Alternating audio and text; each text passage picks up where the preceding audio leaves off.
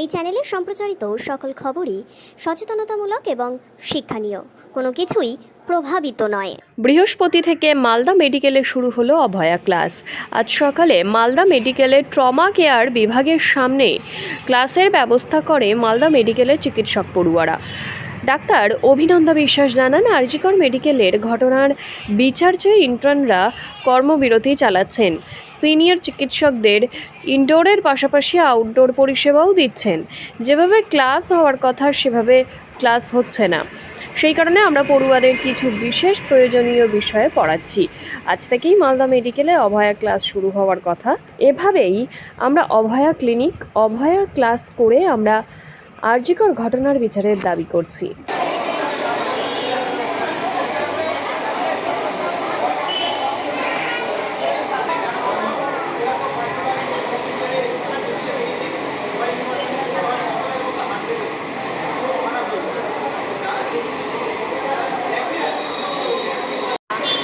Malda medical কলেজে আজ থেকে শুরু হলো অভয়া ক্লাস।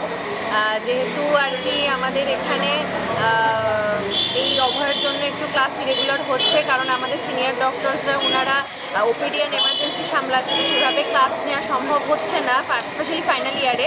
তো সেক্ষেত্রে আমাদের এসআর মানে যারা আছে এসআর এবং আমরা পিজিটিরা, আমরা যখন যেমন পারবো আমরা বলেছি আমরা ফাইনাল ইয়ার এবং ইন্টার্নদেরকে আমরা আজ থেকে কিছু কিছু টপিক, যেগুলো ইম্পর্টেন্ট টপিক, সেগুলো আমরা পড়ানো শুরু করলাম।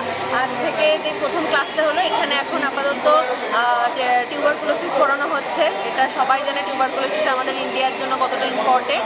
তো দেখা যাক, এভাবেই আমরা অভয় ক্লিনিক হোক বা অভয় ক্লাস করে হোক, আমরা অভয় দিদির বিচারের জন্য সবসময় পাশে আছি।